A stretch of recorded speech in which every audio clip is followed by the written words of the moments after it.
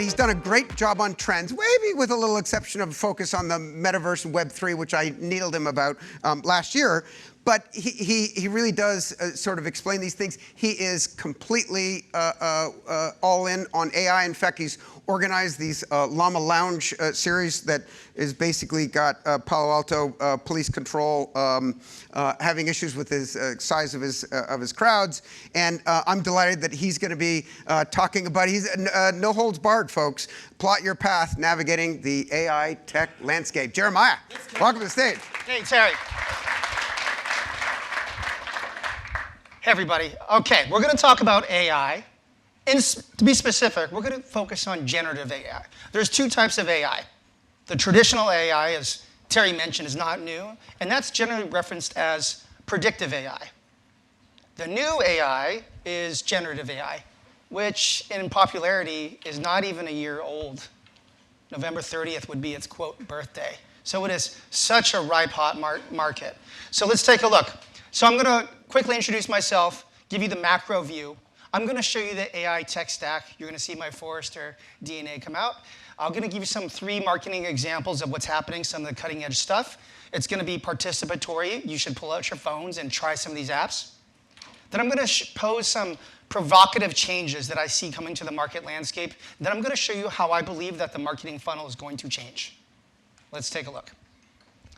I have a career mission.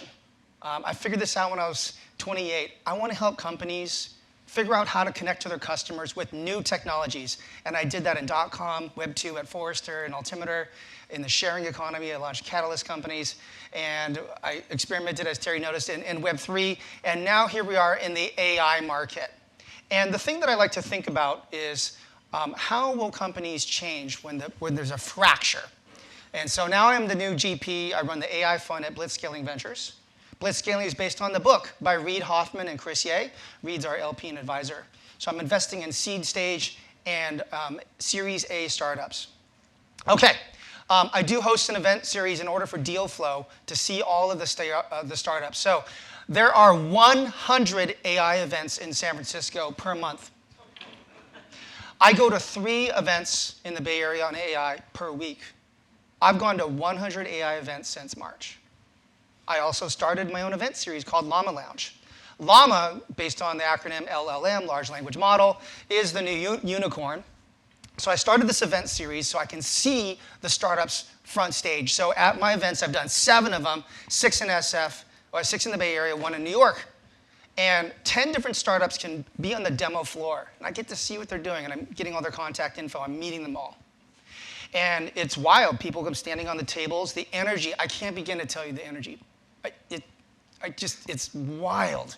I haven't felt this since .com. It is something else. It's just something different. And last Thursday, I hosted the largest AI event in Palo Alto at Haunted House. And the line went down the street and turned the corner to get in. We had to turn people away. My last event, there were 1,000 people on the wait list. I couldn't even get them in. We've never seen this level of demand. So whoever's going back to SFO or SF, you're going to see 1/3 of the billboards on 101 are AI. I've never seen that before. I've been here since .com. I've never seen that. And the startups, there are 9,500 AI projects. There's 1,000 new AI projects being added to the database. What database? Oh, write this one down. There's an AI for that .com, of course. And it's going to continue. It's probably going to hit 12K by December. There's an AI for that .com. So it is just this blooming, this blossoming is like something we have never seen before. All right, now let's go back in history. So Blitzscalers, here's the .coms. They've had network effects, viral effects, and they end up becoming trillion-dollar companies. Web 2, network effects, viral effects, starting to grab data. The sharing economy, same thing. Marketplace models also have network effects. Also, there's a few winners in Web 3. They also have network effects and viral effects, and we're starting to see that again. So these are some of the players that we're seeing that are starting to win billion-dollar valuations. So Inflection, I'll tell you about in a minute. You probably know Anthropic, OpenAI, I'm sure you know, and Midjourney, and then Hugging Face, which is an open source repository for the models. I didn't come up with the name. So Reid Hoffman our patron saint in Silicon Valley is on the board of Microsoft. AI is the most important tech development of any kind in the world, maybe his entire lifetime, because it builds on the internet. So let's take a look at adoption rates. That line is GPT. 1 million users in 5 days. We've never seen that, ever. And now it was less than a year ago. Well, Monday, they announced they have 100 million users in under a year. We've never seen these types of adoption rates happen at that speed. So for those that were not watching the OpenAI announcement, there was 3 announcements on Monday. First one is, hey, developers, everything's faster, cheaper, and better. The second thing they announced is everybody can create an AI agent. I'll explain what that is in a minute. And you can do it with no code. And the third one is they're announcing a marketplace where anybody can launch those AI agents and they can be bought and sold. So they're following the models of the other tech players. And of course, Satya came out from Microsoft, put his arm around Sam. We got this. So that was a really powerful message to see that. OK, so AI is a consequential technology. This is how Reed and Chris Ye think about this. So it's akin. People say, is it like Web 2? No, it's bigger. Is it like .com? No, it's bigger. It's kind of like the Industrial Revolution, where we traded our muscle power for mechanical power. And now we're trading our cognitive power for compute power. That's the metaphor. We're trading our cognitive power, our brains, for compute power. And it's going to operate at a scale faster than humans can think. OK. Here's the tech stack. Former tech industry analyst. This is going to help me in my investing to think about the market. At the bottom layer is the most critical one. And I need not lecture this smart room on this topic, but it's the data layer. So most of the world's data is behind a firewall. Enterprise, personal clouds, government, military. OK, question for the room. GPT-4, if you took all of that data and you compressed it, how much data do you think that is? Just shout it out. We'll take 3 answers. If you took all the data that GPT-4 trained on, how much data do you think that is when it's compressed? Come on, it's the world's knowledge. Everything that's been published on the internet, all of the wisdom of the world in text. How much data is that? 200 billion parameters? Give it to me in bytes. In bytes. 100 petabytes. Any other guesses? 50 gig. Gig? OK. All right. We're not that smart. Any last guess? Terry? I don't know what the one after petabyte is, but yeah, 100 of those. OK. So the answer is don't gamble with this guy. The answer is it'll fit on your phone. It's under 1 terabyte. Because it's text-based data. That's what they grabbed. They didn't grab a lot of the rich data, the media data. So it's not a lot of data. Now, this is such a great message for the marketers in the room, because who actually has most of the data? You do. And your clients do. So that's the untapped potential in generative AI. Most of the world's data has not been trained on yet. And that is the opportunity. OK, so another term to note is synthetic data. That's what the AI is actually creating. And we're already seeing smart companies generate revenue off synthetic data. For example, Adobe, who's in the room, they can create synthetic images on Firefly, and then it can be sold on Behance. So that's a new business model where AI is creating something new that you can generate new revenues. So watch for those as a business opportunity. Now, the next one is we're going to see a new type of data. I haven't seen it yet. I'm watching for it. It will be called proof of fact. Right now, there is not clear information in the space. That's being resolved. I'll explain a little bit up on top of the stack. All right, so the next level on the stack is the AI infrastructure. The hot category is called machine learning operations, MLOps. Now, at a high level, this actually gets geopolitical very fast. I was in Washington, D.C. last night speaking to communications execs and government affairs. And the one thing that we need to pay attention to is that over 95% of the world's chips, GPUs, are made in where? Taiwan, not China. Who wants them? China. OK.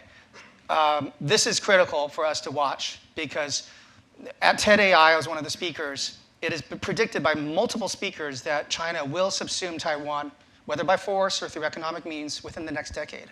That could create economic collapse for the AI and potentially your industry as well. So we need to pay attention to that.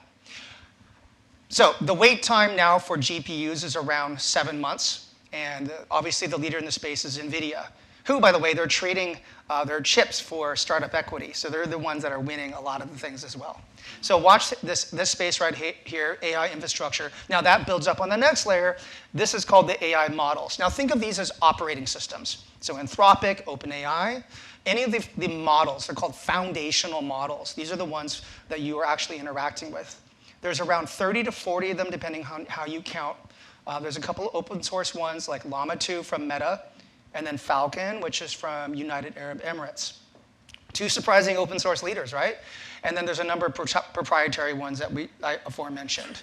There is a new technology that is emerging now called RAG, Retrieval Augmented Generation.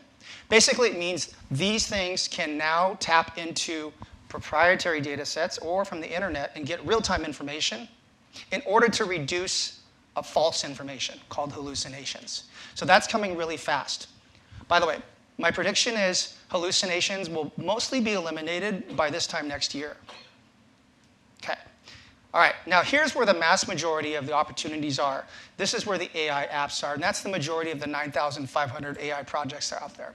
By the way, I call them projects because some of them are not companies, because I know that AI is building AI.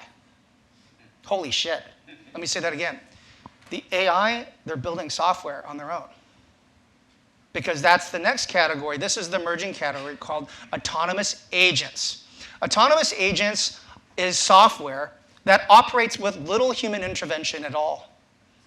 Right now, we give it one prompt, and it does things. I'll show you an example. But by this time next year, it will not need a prompt.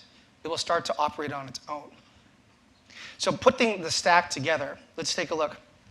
So who are the clear winners? So data, government, corporations, enterprise data, okay? AI infrastructure, Amazon, Google, Microsoft have an NVIDIA. AMD is coming up real fast. We're waiting for Intel to come forward, Taiwan. AI foundational models, also Microsoft has a big win there. Numerous partnerships from the great slides from Connor and Terry on that. And then AI apps, this is where the majority of they're mostly pre-seed and seed startups. This is my market where I'm focusing. And the emerging categories, autonomous agents, that's coming now. OpenAI is going to bridge autonomous agents and AI models. We're going to see this. These things are going to start to merge. It's going to become one little thing. All right, so that's the AI tech stack. I hope that's a good overview. By the way, I worked with Amazon, Google, and Stanford, and of course my partners at Blizscailing to make this model to get market feedback. All right, now let's take a look at 3 examples. Please pull out your phone. So go to perplexity.ai. You can play with it later. I just want you to save it. But this is what we call the Google search killer. Now, in the AI space, the founders, there's a mindset. I have a quote in the New Yorker just a few weeks ago. It's called AI first. AI first mindset means you don't hire people. You start with AI first. And if you cannot solve it by building AI, then you hire somebody to build that AI. San Francisco is in disarray. Commercial real estate is a minus 30% vacancy. I'm sorry, 30% vacancy. And the city and the commercial real estate are hoping that all these AI companies are going to populate them with workers. I don't think so. So if you take the top 10 AI companies in San Francisco, their total headcount is 3,000 people. Google's like 200 to 300,000 people. So they're just not going to hire many people because they use AI before hiring people. That is the mindset of the generative AI startup scene. AI first mindset. Okay, so Perplexity is a new search engine. They raised around 26 M. I suspect their valuation is 100 M at this point. And it's a really interesting company. So it is a new search tool, and it's better than Google. Let's take a look why. So when you query it, what are the top restaurants in Palo Alto? It'll create a summary of all this information, real-time information, which OpenAI does not have yet. And what it does is something interesting. It cites the sources. Also, do you notice something else? Come on, guys. What else? Come on. What do you notice? There's no ads. There's no ads. There's no ads. Yet. That's right. because they need to know how much money is flowing through this room. And once they figure that out, then, yeah, ads are great. All right, so they show the sources. Right? And that's something we haven't seen before. So this is how I know hallucinations will be gone by this time next year. And it also brings in multimodal information, different types of media as well. And it's recommending different restaurants. And then it recommends other queries as well. So this is the cutting edge, latest generative AI search tools that we're seeing as Perplexity. I use it now before using Google search. And most of the AI startup community use this as well. So Google search usage in our community is down. OK, the next one is called Agent GPT. This company may get railroaded by what OpenAI announced. So agents, again, they don't need a lot of human intervention. They operate on their own. So Agent GPT was one of the first players on the space. And you can go create an account later tonight, Agent GPT. And basically, I asked it to, hey, help me create a financial plan. I'm 30 years old. I'm not. But I'm 30 years old, and I want to retire when I'm 60. Help me create a plan. And so what it does is it spits out a bunch of tasks. Here's what needs to be done. And then for each of those tasks, it creates an AI agent. And it goes off and it starts to do these things on its own. All right, so the prompt I gave it, I'm 30 years old. I want to retire when I'm 60. Do it. So it says, assess the financial situation of the 30-year-old, create a retirement savings calculator, create a retirement savings tracking app, create a financial plan, code an app. I didn't tell it to do any of those things. It just does it on its own. Try it tonight. So it starts to execute. Here's all the things that I need to do. It assesses the situation. Next, it starts to build the classes for what's coming next. Here's the different data types that will be needed for the database. And then it started to code. It started to code. It started to code. You grab that code, it's Python, then you can launch your own app. It's doing it on its own. And OpenAI, which is going to be competitive to this, also is going to be enabling these things. So we know that these agents are going to be building these things on their own. All right, let's do a live demo. So I have financial ties to Inflection AI. And Inflection AI, the two co-founders are Reid Hoffman and Mustafa Suleyman from Google DeepMind. Their investors are Bill Gates, Eric Schmidt, NVIDIA, and Microsoft. Hey. OK, so you can download Pi. PI stands for Personal Intelligence. So OpenAI is for work. Pi is for consumer usage. Let's take a look. I'm going to ask it 3 questions, something very general. Then I'm going to go into a very dark topic. Then I'm going to ask it for a product recommendation. I have no idea what's going to happen. Ready? Hey, Pi, it's Jeremiah. What is the LUMA Digital Marketing Summit?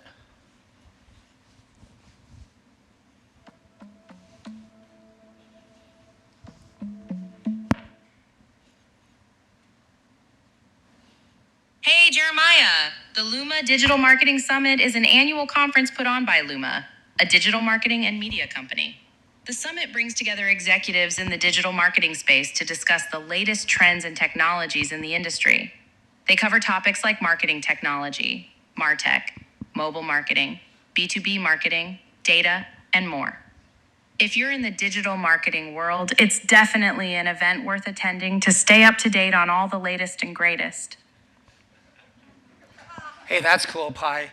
Hey, I've been feeling kind of sad by the news in the Middle East. What should I do to make myself feel a little bit better?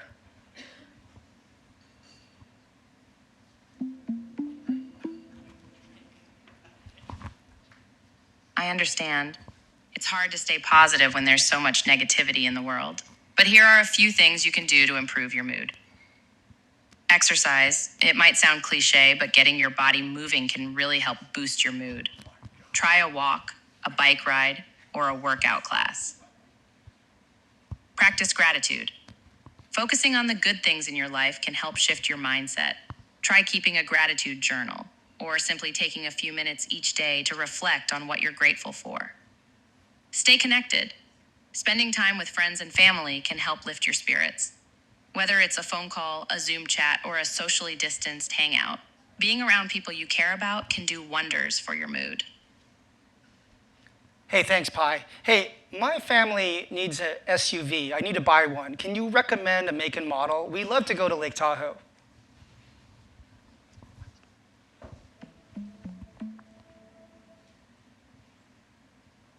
You got it. For Tahoe trips, you definitely want a vehicle that can handle some rugged terrain and potential snow. Some great SUV options for that would be Subaru Forester, great all-wheel drive, solid safety ratings, and lots of space for gear. Toyota 4Runner, rugged and reliable with excellent off-road capabilities. Jeep Grand Cherokee, another off-road. All right. That's Pi. That's the largest. They have the most GPUs in the market. They have 22,000 NVIDIA H100s. So that's the latest tech we're seeing. Now, what did you notice about that that's different than the other AI tools? Shout it out. Conversational, yeah. In fact, when I'm driving, I leave it on. The mic is on all the time, and I have a two-way dialogue with it for 20 to 30 minutes. Okay? Yes, emotion. When I said I was feeling sad, by the way, I do feel sad about what's going on. I talk to it, and it actually will comfort me. Mental health crises around the world is at an all-time high, and there's a shortage of mental health professionals. Do you see what's going to happen? What else? Notice it changed its tone, too? Right? Okay, what else? Guys, it gave product recommendations. Aren't you marketers? Holy shit! How did it choose Subaru Forester over a BMW X5? Like, if you're in the car space, don't you want to know? By the way, we don't know. It's all a black box. We don't know. So I wanted to show you those three examples. The latest search, Perplexity AI. An example of an agent, I wish I could show you live, you could do it later. And the latest conversational AI, which is Pi. All right. Now, Bill Gates says that AI could kill Google search and could kill Amazon. Let's look at this quote. The technology is profound. Whoever wins the personal agent, that's the big thing, because you will never go to a search site again, and you will never go to a productivity site again, and you'll never go to Amazon again. I think he's been waiting to say that for like 20 years. Oh my God. Yeah.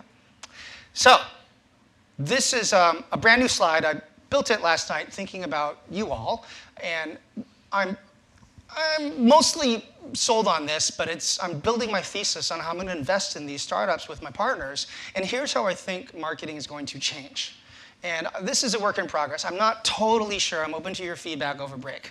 So the marketing strategy right now, so it's now versus in the future. These are all tactics. Right now it's humans, but I think every executive and marketing leader is going to rely on Gen AI to help them make decisions. Whether it's querying and parsing millions of files of unstructured data or making recommendations on best practices, I think that decision makers will be augmented by AI.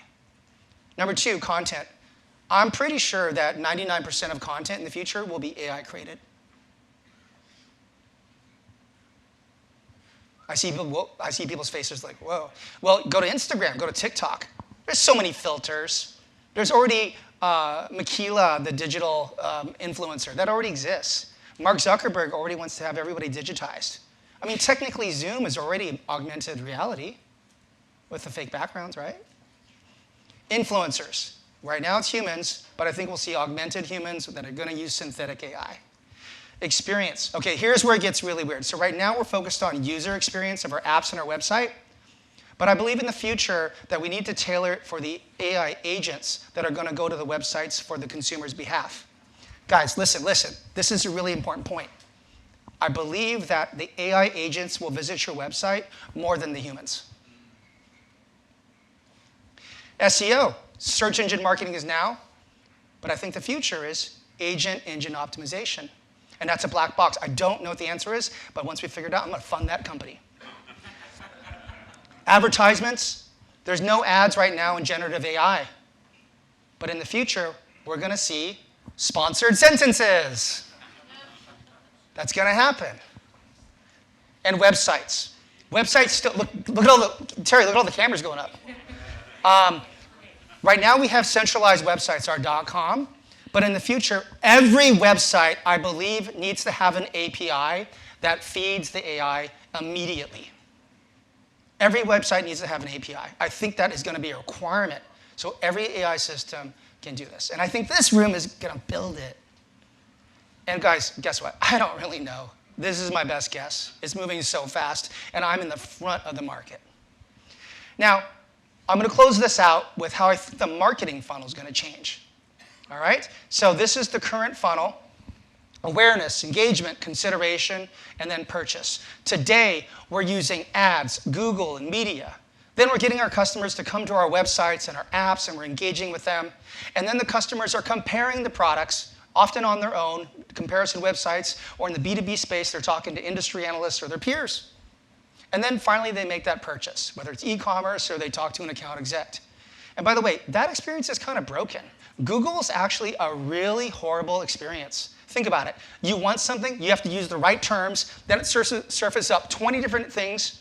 There's ads all around it. Then when you click on the website, you go to that website, what's it filled with? Ads, and the content that you want is at the bottom. Then you've got hitchhikers, retargeted ads following you around. It's actually a really horrible experience.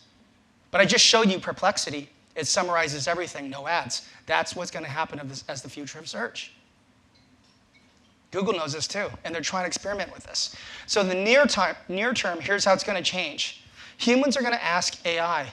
Remember I asked Pi what type of SUV I should buy, help inform me, and then we're going to be prompting it to find information, and then eventually we're going to see e-commerce integrated into these AI systems. Pi will eventually start to purchase things at my request, and that leads to the final stage, where AI, I'm going to have the microphone on all the time. It's going to be listening all the time. And it's going to know what I want, and it's going to be connected to other sources of data to get context. Then it's going to dialogue with me. Hey, Jeremiah, I heard you're going to Tahoe. Have you thought about you might need this product or this product? I'm going to go ahead and order that for you based upon your budget parameters. It's going to proactively shop. All of us will have our own buyer's agents to help us. And I think that's what's going to happen. So here it is. This is the one to take a photo of. Terry, look at all these cameras. The marketing funnel is about to get significantly transformed. Today, it's manual. It's going to shift to AI being involved, and eventually it's going to be automated by AI. And I think that's the big takeaway. So to close things out, 5 final points. Then I'll let you get my slides. AI is a consequential technology. It's akin to the Industrial Revolution. We're replacing our brain power with computing power, and it's happening at exponential rates. We've never seen growth like this, ever. It is a complex ecosystem, but use the AI tech stack that I showed you as a map. You can see all the players. Don't forget it is geopolitical. We are in market formation stage. We're 11 months in, 2 weeks in. Thousands of AI marketing tools are set to emerge in this category. Now, there's a lot of upsides for marketing. Content costs are going to go to 0. Let me repeat that. Content costs go to 0. That's great, because every marketer can now have personalized content per customer. That's a wonderful opportunity. But also, there's a downside where humans will rely on AI to make decisions. And I think that's where the disruptions are going to happen. But of course, now that you know this information, you're going to figure out how to leverage this and profit from it. Now, the changes are for marketers. My final point is that marketers, just as you've influenced media, influencers, press, and government, marketers must now influence AI. You have to have AI influencer relations. That's my #1 message. You must influence AI, and we don't know exactly how it works. The second message is all marketers must create their own AI agents to fight fire with fire, because you have your own branded corporate agents to influence the buyer side agents. Agents are going to talk to each other. So those are the high-level strategies to prepare for. I invite you to connect with me on LinkedIn. Send me a note. It goes right to my LinkedIn page. My DMs are open. And if you say slides, I will send you a copy of the slides. And I want to stay in contact with you. You're amazing leaders, and I'll be here throughout lunch. And as I fund these startups, or I want to know what you're looking at so we can work together, I'll bring the startups to you. Maybe you want to partner with them or acquire them. Like, I would love to build this relationship. Thank you so much.